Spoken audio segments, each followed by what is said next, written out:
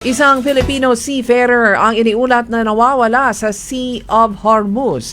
Kinumpirma ito ng Department of Migrant Workers o DMW. Ang Pinoy ay crew ng isang tugboat na tutulong sana sa isang barko na nakaranas ng pag-atake sa gitna ng kaguluhan sa Middle East.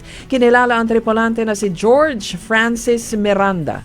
Samantala, sinabi ng mga kaanak ni Miranda na nabanggit na sa kanila ng kumpanyang pinagtatrabahuan nito na missing siya matapos ang missile attack ng barko ng United Arab Emirates. Walang dapat na ikabahala. Ito naman ang pahayag ng Malacanang kasabay ng pagtiyak na sapat ang supply ng gasolina at pangunahing bilihin sa bansa.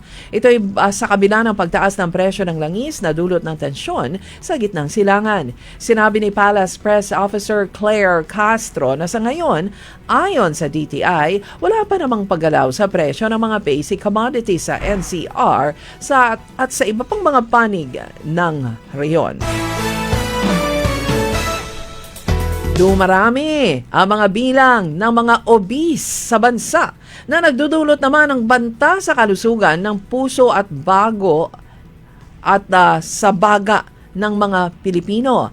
Ayon sa Philippine College of Endocrinology, Diabetes and Metabolism o PCEDM, tinatayang nasa 39.8% ng mga adult Filipinos ang obese, habang 17% naman ang overweight.